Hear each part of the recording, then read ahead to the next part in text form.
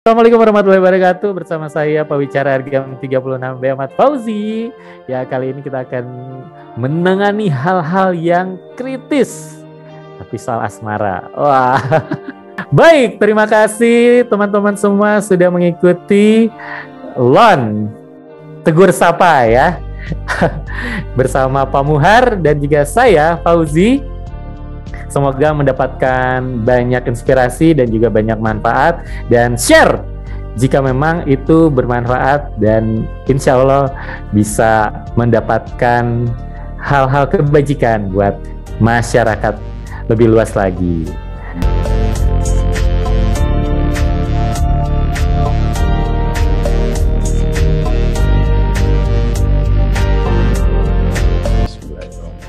Assalamualaikum warahmatullahi wabarakatuh.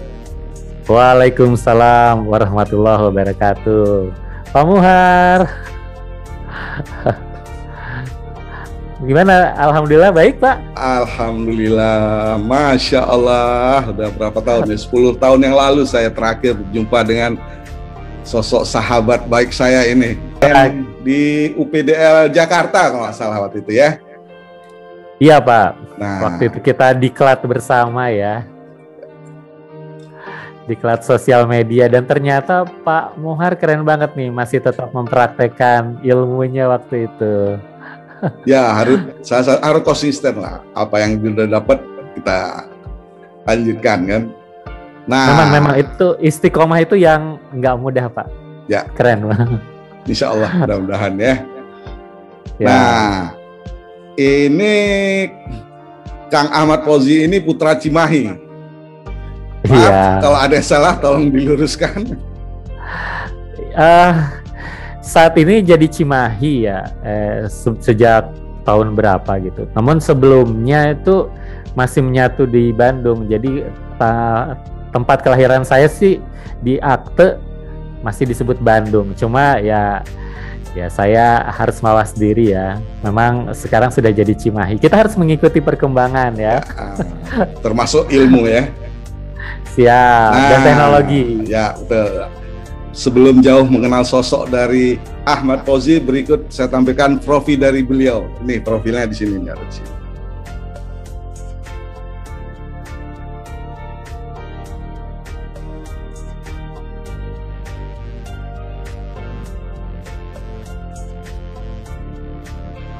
Barusan profil dari Ahmad Fauzi. Di mana sih sekarang beliau? Mungkin beliau bisa lanjut dengan profil yang saya tampilkan tadi. Mangga, Mas Ahmad Fauzi. Saya sejak Oktober 2017 di UPDL Padang, Unit Pelaksana Pendidikan dan Pelatihan. Sebenarnya Padang Pariaman kabupatennya ya. Kami juga bukan kota. Namun karena sempat dipindahkan ya, waktu itu di Maninjau terus ke sini ya, daerah Lubuk Alung. Ya, jadi nama pun diganti jadi UPDL Padang. Ya, Udiklat lah dulu namanya. Nah, terus berarti hampir 4 tahun di bagian mutu dan kinerja. Kalau sebelum-sebelumnya banyak kan memang di SDM ya, sumber daya manusia, bahkan pertama kalinya itu memang di situ, di bagian peraturan, sesuai dengan background pendidikan saya waktu itu hukum. Dari awalnya di PLN gimana ceritanya, Mas Ahmad Fauzi? Saya daftar PLN kan karena waktu itu ada lowongan, terus juga untuk hukum itu ada 2 ya, lulusan Fakultas Hukum, ada hukumnya itu sendiri serta SDM. Nah, saya lebih suka menangani yang berbau manusia ya, teman-teman. Jadi saya juga suka berorganisasi, makanya saya turun memilih sebagai SDM, dan alhamdulillah diberi kesempatan langsung di PLN Pusat ya, menangani peraturan terkait SDM. Itu awal mulanya. Kemudian jadi saya banyak bersosialisasi, banyak komunikasi juga dengan hampir seluruh pegawai di zaman itu, karena saya kan di bagian peraturan. Jadi begitu peraturannya selesai, ikut menjadi tim sosialisasi. Nah, terus juga menjadi partner ya buat teman-teman serikat pekerja. Waktu itu 1, sekarang sudah banyak. Ya, jadi ikut terlibat dalam tim perundingan PKB ya, perjanjian kerja bersama. Lalu juga ini ya di SDM selama 5 tahun, terus tetap dilanjutkan di SDM tapi bertugas karya. Nah, sempat di anak perusahaan juga di Haleora Power 1,5 tahun. Baru kembali lagi deh ke PLN tapi di Pusdiklatnya. Nah, baru deh Pusdiklat terus, walaupun beberapa unit ganti ya. Ada UPDL juga selain di kantor induknya. Termasuk di sini nih saat ini di UPDL Padang ya. Sebelumnya UPDL Banjarbaru. Jadi 3 pulau lah Pak. Dari satu UPDL ke UPDL lain ya? Iya. Sebenarnya ada berapa UPDL di PLN Pusdiklat sendiri? Ada berapa sih UPDL itu unitnya itu? Ada 10 ya, alhamdulillah masih terhitung jari. Namun kalau di Pusdiklatnya itu ada 3 tambahan unit selain UPDL. Ada unit pelaksana sertifikasi, lalu unit pelaksana assessment center, dan unit pelaksana museum listrik dan energi terbarukan atau MLab singkatannya. Sebelumnya gimana? Sebelum tamat kuliah emang udah ada punya bayangan mau masuk ke PLN atau gimana, Mas Fauzi? Tidak sih, saya dulu walaupun di Fakultas Hukum, namun passionnya lebih ke media gitu. Termasuk ya seperti ini Pak. Jadi saya pernah menjadi penyiar dan juga kru di radio swasta saat masih mahasiswa ya. Namanya RGM waktu itu di Purwokerto, Kota Mendoan. Di kota tempat saya mengenyam pendidikan S1. Lalu ya saya kan memang lebih tertarik dan mendaftar itu banyak kan di media-media ya, di televisi ataupun di radio. Namun untuk background pendidikan saya yang hukum juga, kalau misalnya ada lowongan saya masukkan juga. Waktu itu saya alhamdulillah masuk juga tuh ke BPK, bahkan keterima juga sih, cuma PLN menerima saya duluan. Jadi ya alhamdulillahnya saya ini masuk PLN sampai sekarang, tetap bertahan. Dan untuk PLN ya nggak ada bayangan sih. Masih ingat dulu jadi apa ya, di radio dulu kalau membuka sesuatu acara gimana sih, bagusnya gimana, Mas Fauzi? Mungkin bisa dicontohin gitu loh, Mas Fauzi kan udah. Ya, waktu itu saya radionya radio anak muda ya Pak. Jadi semoga aja 2002 saya, jadi sekitar 19 tahun yang lalu pertama kali siaran. Ya, semoga aja ini ya masih bagus ya. Ya, gini. Assalamualaikum warahmatullahi wabarakatuh. Bersama saya Pawicara RGM 36B Ahmad Fauzi. Ya, kali ini kita akan menangani hal-hal yang kritis tapi soal asmara. Wah. Nah, gitu sih. Jadi ini ya, mengasuh rubrik tentang curhat-curhatan cinta anak muda, bahkan juga medeni story Pak. Jadi suasana-suasana menyeramkan sejak saat itu. Tiba-tiba, wah, kaget ya. Suasana semakin bergemuruh. Ada juga karaokean Pak. Ya, seru lah zaman itu. Dan alhamdulillahnya masih bersilaturahmi, masih ada WA group dengan teman-teman mantan penyiar-penyiar di zamannya.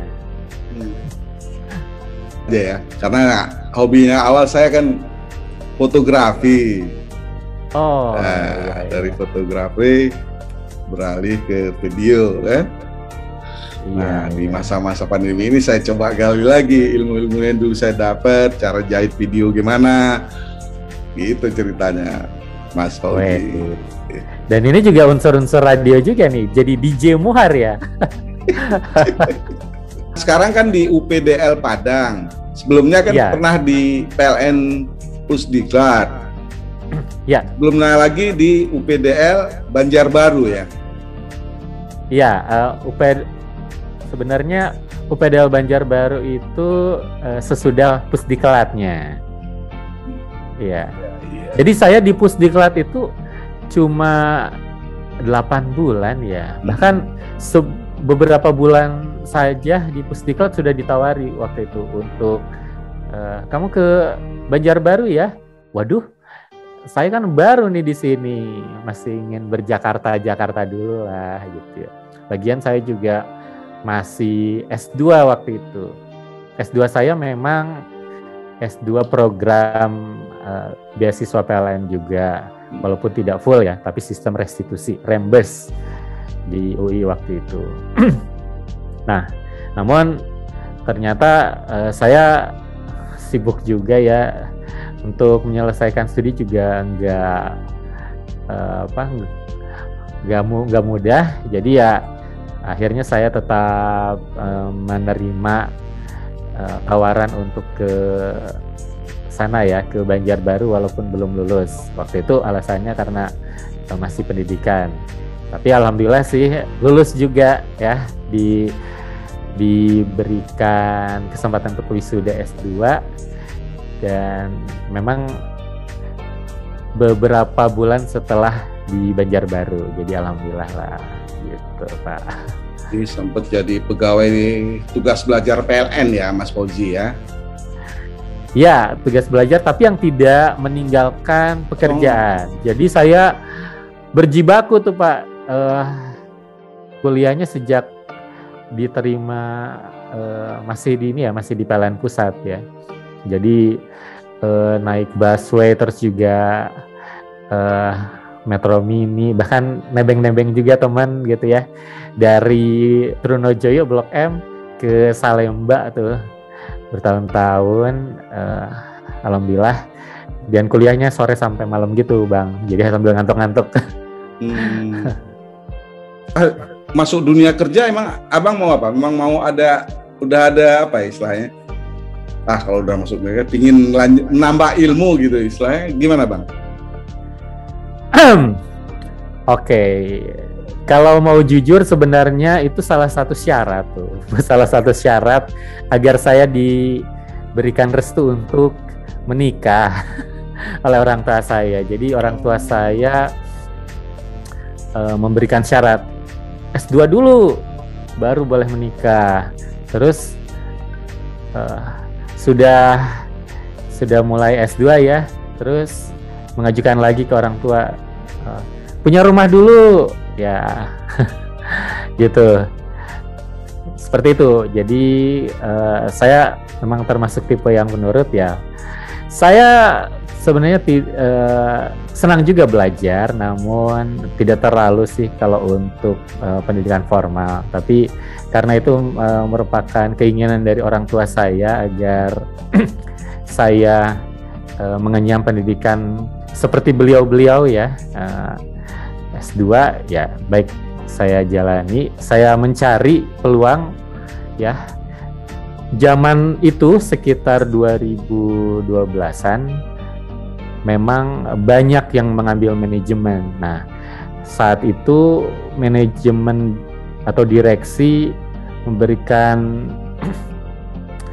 ini ya kebijakan agar menstop yang manajemen, jadi tidak diberikan kesempatan untuk di restitusi gitu. Jadi saya walaupun memang sukanya manajemen, akhirnya saya harus mengambil yang bukan manajemen, yaitu Magister Perencanaan dan Kebijakan Publik. Seperti itu, MPKP. Fakultas Ekonomi Bang jadinya. Terus ya. Mas Fauzi ke Banjarbaru, gimana? Kan asing mungkin ya?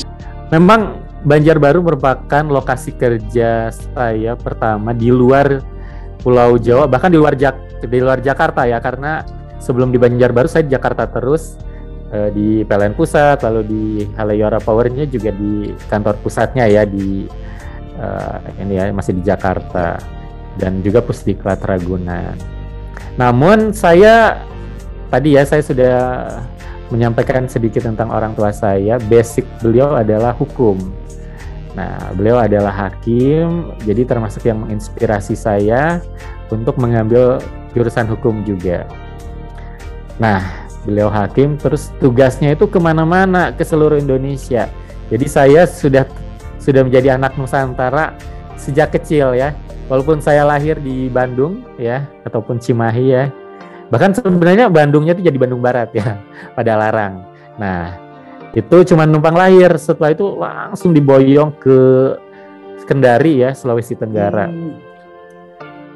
Terus sempat TK sama SD-nya di Nusa Tenggara Timur, di Waingapu, terus Kupang.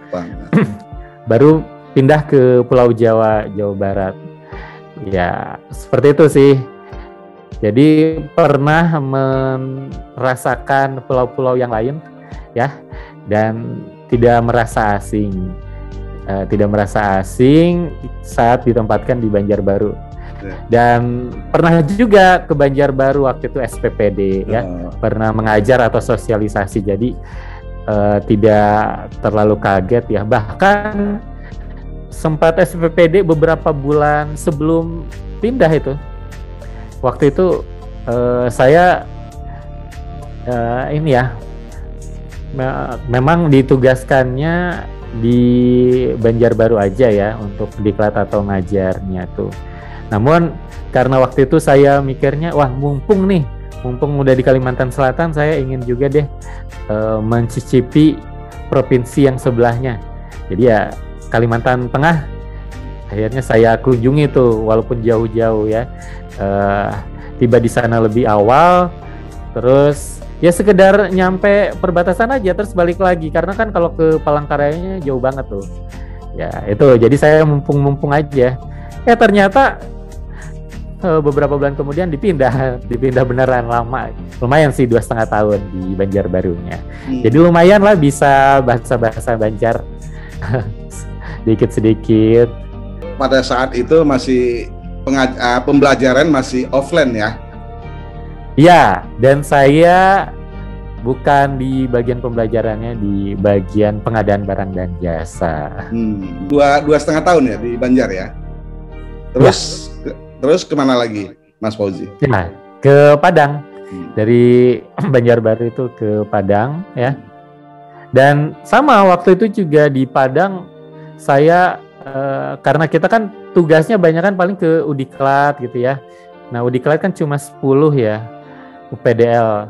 Jadi kalau ingin bisa mencicipi provinsi-provinsi lain ya, kita harus ini ya pintar-pintar mengolah ya, waktu berangkat sama waktu pulangnya itu lebih awal gitu ya, biar bisa. Nah, saat itu saya sempat ke Pekanbaru sama ke Jambi, itu juga saat di Padang, saat ngajar di Padang. Nah, ya ternyata setelah di Padang jadi sering banget tuh ke Riau sama dan juga Kepulauan Riau ya. Gitu. Ya, unit regional kami ada 4 ya. Jadi unit induk wilayah Riau dan Kepulauan Riau. Kalau Sumatera Barat pasti ya, gitu ya, karena kami di Sumatera Barat. Terus itu kan wilayah ya, atau yang menangani distribusi. Nah, kemudian 2-nya lagi unit induk pembangunan ya, UIP Sumbakteng, dan juga satunya lagi UIP 3BS ya. Nah, unit yang sama dengan Bapak ya, saat belum diganti namanya ya, P3BJB. Nah, kan ini masih P3B Sumatera. Iya. Pelajaran sendiri sekarang di UPDL Padang khususnya gimana, Mas Fauzi? Pelajarannya memang sejak dinyatakan pandemi ya, pandemi yang besar-besaran ya, sekitar Februari 2020 atau Maret ya, itu digital ya, secara online, dan kami memang belum menyelenggarakan pembelajaran secara tatap muka kelas kecuali yang D3 kelas kerjasama ya. Itu pun juga dengan sistem prokes yang sangat ketat. Ya, namun ada metode-metode yang digulirkan oleh teman-teman ya di bagian pembelajaran itu PJJ, itu pembelajaran jarak jauh, khususnya untuk yang kelas praktikum. Jadi menugaskan kepada para peserta pembelajaran untuk merekam action learning-nya ataupun juga prakteknya ya, praktikum di unit masing-masing ataupun di lokasi kerjanya ya, terus kemudian dikirimkan ke UPDL, terus juga dianalisis oleh instrukturnya ya, dan tentu itu juga diawasi oleh atasannya. Jadi alhamdulillah pembelajaran masih bisa berjalan, dan itu memang ada beberapa sih yang belum bisa ya untuk dilakukan secara tatap muka. Terus kalau instrukturnya sendiri, ada instruktur tetap dan apa istilahnya? Tidak tetap atau gimana itu? Ya, dan ada instruktur tidak tetap. Ada 2. Nah, itu kalau instruktur tetap itu memang di PLN Pusdiklat ya. Dia jabatan instruktur gitu. Sedangkan yang instruktur tidak tetap itu bisa dari kami pegawai Pusdiklat, bisa juga non Pusdiklat ya, tapi masih PLN. Bahkan juga di luar PLN pun itu disebut instruktur tidak tetap. Yang purna-purna banyak juga ya, karena memang akuisisi kompetensi itu masih berproses ya. Yang dari luar itu khusus alumni atau di luar PLN juga bisa ya? Bisa ya. Kami banyak juga kerjasama dengan instruktur dari luar PLN ya, yang bukan purna sekalipun ya, dengan dosen-dosen, terus juga dengan praktisi-praktisi. Bahkan kami lebih banyak saat ini untuk pembelajaran TNA atau Training Needs Analysis itu melibatkan mitra-mitra kerja atau penyedia yang lain ya, agar lebih beragam dan juga kami bisa sekaligus ya mengakuisisi kompetensi agar lebih sip dinamakan Corporate University atau Korpu. Jadi UPDL Padang merupakan UPDL yang saat ini masih berstatus sebagai learning unit ya. Jadi ada 2 nih UPDL itu diklasifikasikan 2. Yang pertama learning unit dan juga yang satunya lagi akademi. Nah, kalau akademi itu mengembangkan materi juga, bedanya itu mengembangkan materi pembelajaran. Nah, learning unit itu ada 3, UPDL Padang, lalu UPDL Tuntungan, dan juga UPDL Banjarbaru ya. Nah, dari 3 UPDL itu mulai tahun lalu sudah difungsikan seperti akademi ya, UPDL yang akademi juga. Artinya mengembangkan materi. Sebenarnya sebelum dipecah-pecah ya, dibagi UPDL learning unit maupun akademi, Padang itu juga pernah ya bertugas untuk menyusun materi juga gitu. Namun karena dibedakan, maka UPDL Padang dan 2 UPDL lainnya yang sebagai learning unit itu fokus lebih pada penyelenggaraan pembelajarannya ya. Nah, dengan adanya fungsi tambahan kembali ya menyusun materi itu, maka ya kami ya di bagian mutu dan kinerja itu menjadi hal yang baru ya untuk mengembangkan materi. Dan tahun lalu udah, yang tahun ini itu plus juga yang bersifat akademi ya. Nah, kami kebagian untuk beberapa profesi, yaitu komunikasi, CSR ya, Corporate Social Responsibility atau bahasa Indonesianya TJSL, tanggung jawab sosial ya dan lingkungan perusahaan.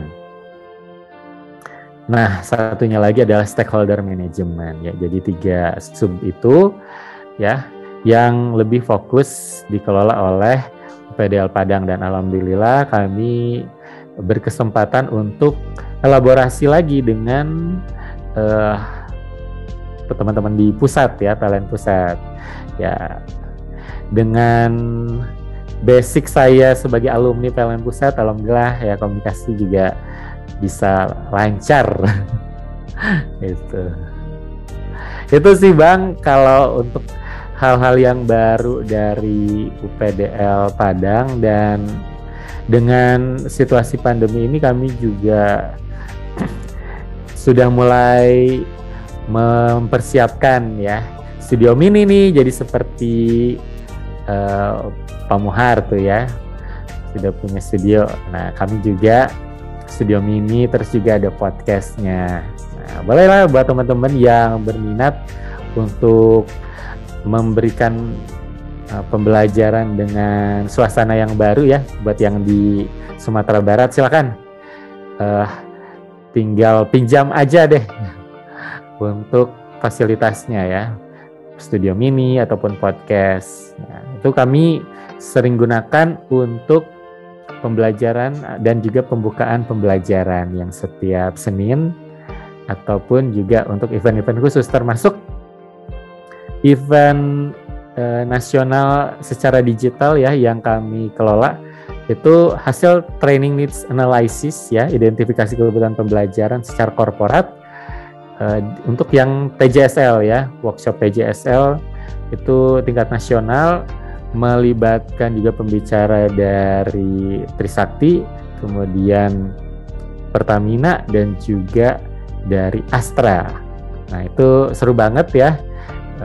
Kami bersyukur alhamdulillah bisa dipercaya di tahun 2021 ini.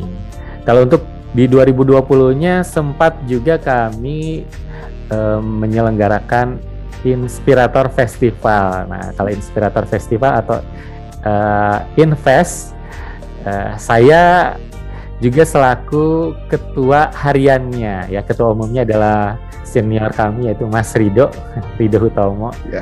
Ya. Nah, itu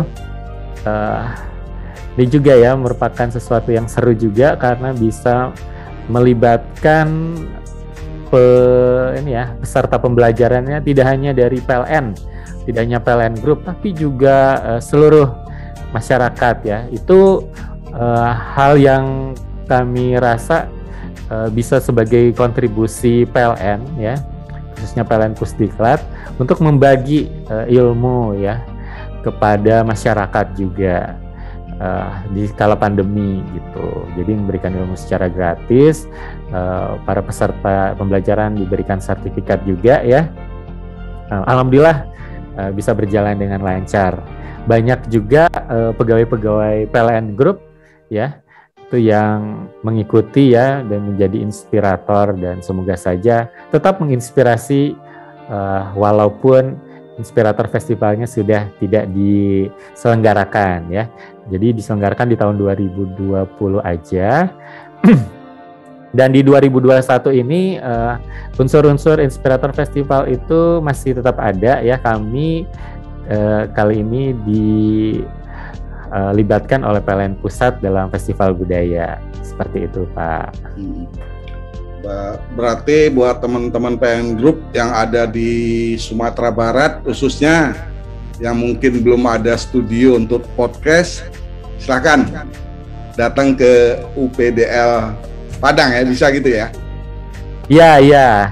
Kami juga, ini karena baru, kemarin juga coba itu ya, podcast. Ya, kemarin saya sebagai petugasnya nih, seperti Bapak tuh. Ala-ala Ozik Corbusier. Ya, ala-ala Pak Muhar Corbusier ya. Baik. Kami mewawancarai manajer kami sendiri ya, yang memang akan pensiun nih September. Jadi kami mewawancarai beliau terkait PLN Mobile ya. PLN Mobile itu yang sudah di-launch dan sebagai bagian dari transformasi PLN. Nah, karena beliau melayani pelanggannya itu kan udah lama ya, sejak di 2000 sampai 2009 ya secara langsungnya di ULP ataupun ULP-ULP-nya ya.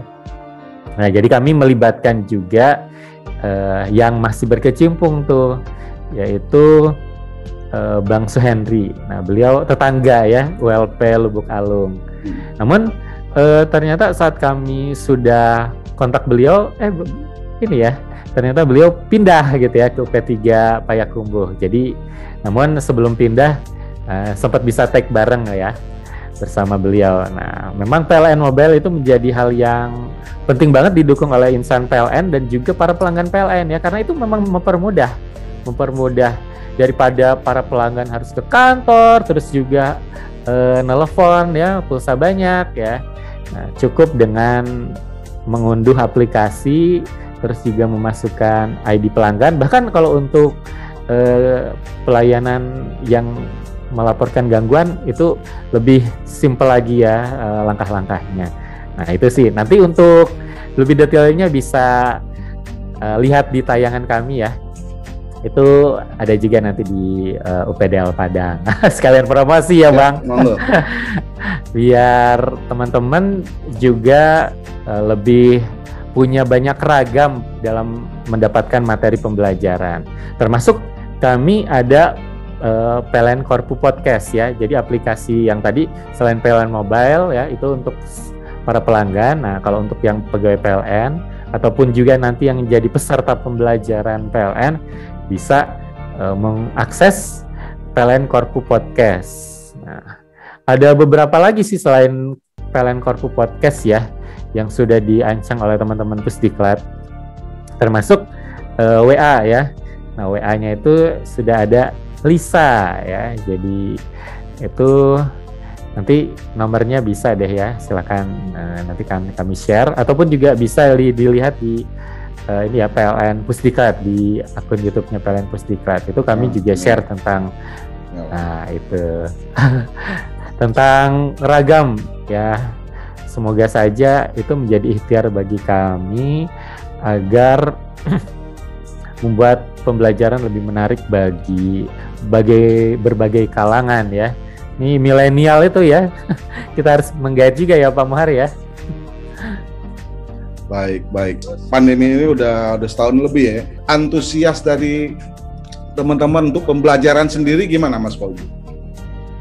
Oke, untuk pembelajaran secara digitalnya memang tingkat kehadiran itu tidak setinggi ya saat tatap muka, namun itu tetap menjadi bagian effort kami agar meyakinkan bahwa ya memang kalau untuk tatap muka banyak ya manfaat yang dirasakan, apalagi kalau ini ya yang kampungnya Padang atau Sumatera Barat, bisa sekalian pulang kampung atau tengok orang tua gitu ya. Namun itu kan filosofi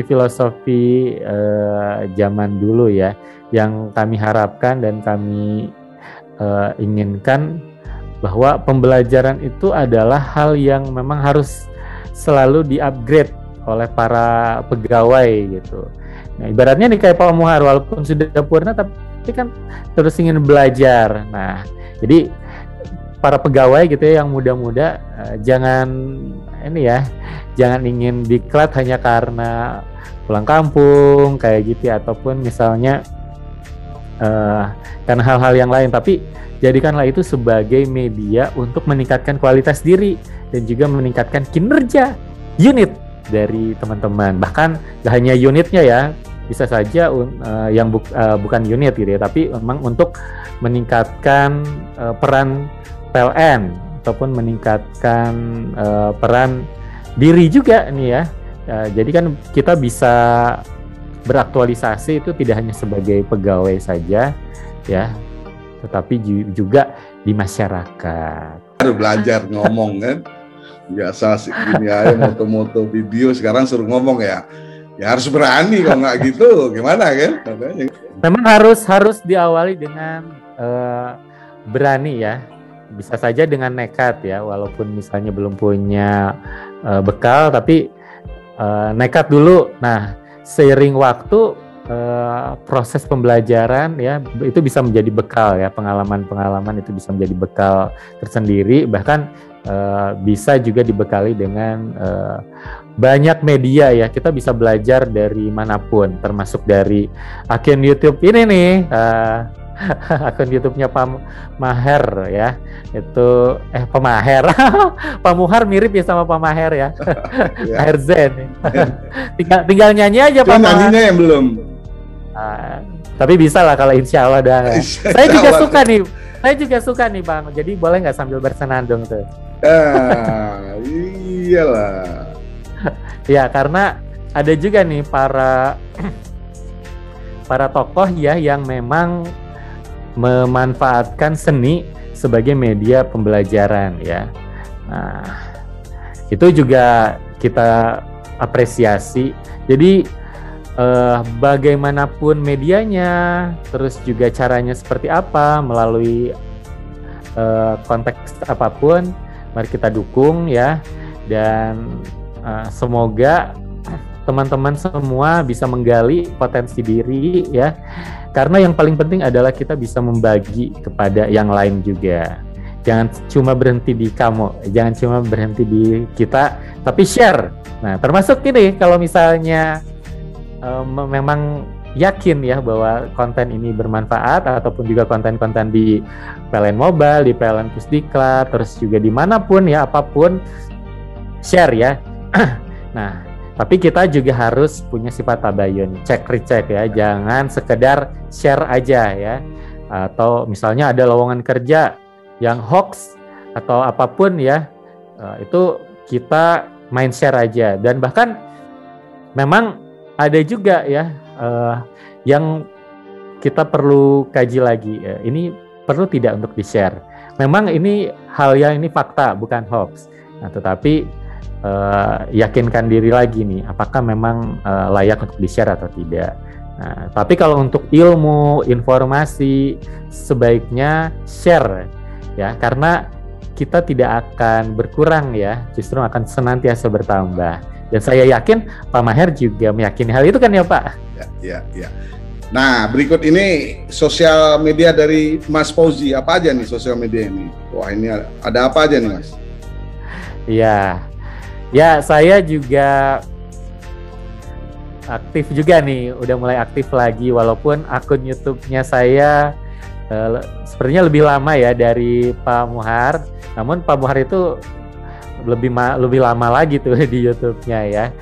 Nah, itu silakan, ada Ahmad Fauzi HR. Saya juga lagi semangatnya ini untuk membuat konten ya.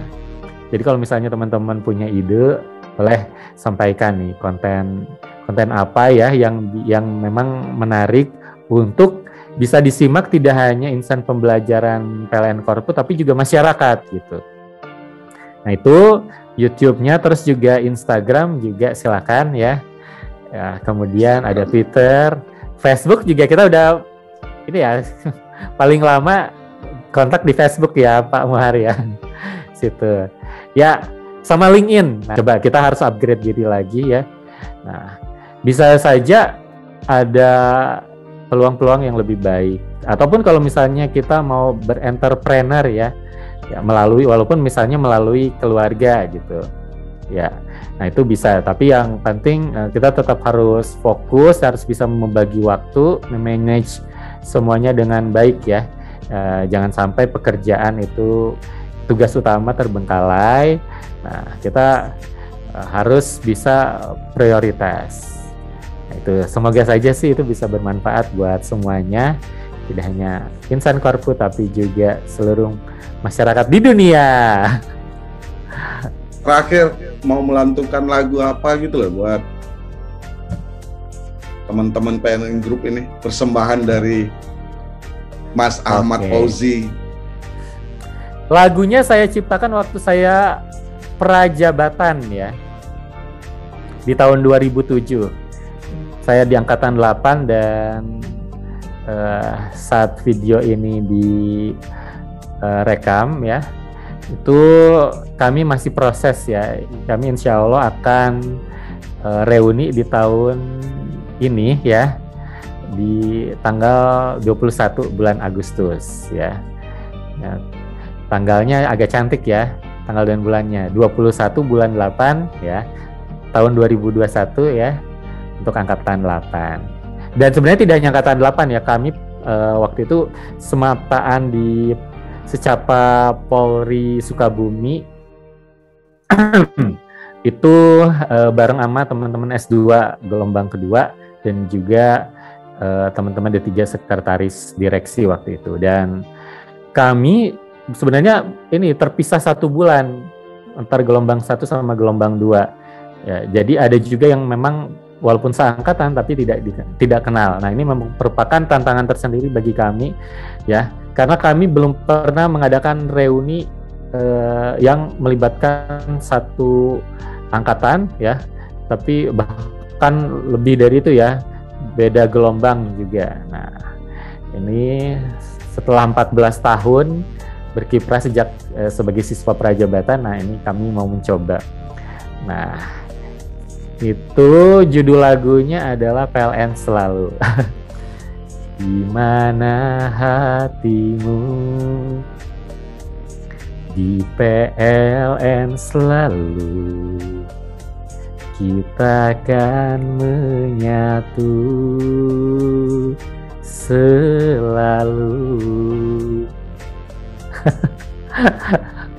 Itu Pak. Jadi saya waktu itu di peleton saat kesempatan sering jadi kebagian untuk komandan gitu ya. Jadi saya secara paksa mengajarkan lagu itu kepada teman-teman peleton saya gitu ya. Terus kemudian saat saya ngajar awal-awal ya, waktu masih muda, saya ajarin juga kepada siswa. Seru-seru aja sih gitu. Walaupun sudah purna sekalipun seperti Pak Muhar, itu tetap PLN selalu. Baik, Mas Ahmad Fauzi, nggak ada habisnya nih kalau bincang-bincang sama Mas Ahmad Fauzi. Nah, sekarang Mas Ahmad aja yang nutup acara ini. Hostnya Mas Ahmad. Nah. Baik, terima kasih teman-teman semua sudah mengikuti LON Tegur Sapa ya. Bersama Pak Muhar dan juga saya, Fauzi. Semoga mendapatkan banyak inspirasi dan juga banyak manfaat, dan share jika memang itu bermanfaat dan insya Allah bisa mendapatkan hal-hal kebajikan buat masyarakat lebih luas lagi. Oke. Thank you Pak Muhar, sampai jumpa ya. Wassalamualaikum warahmatullahi wabarakatuh. Waalaikumsalam. Waalaikumsalam.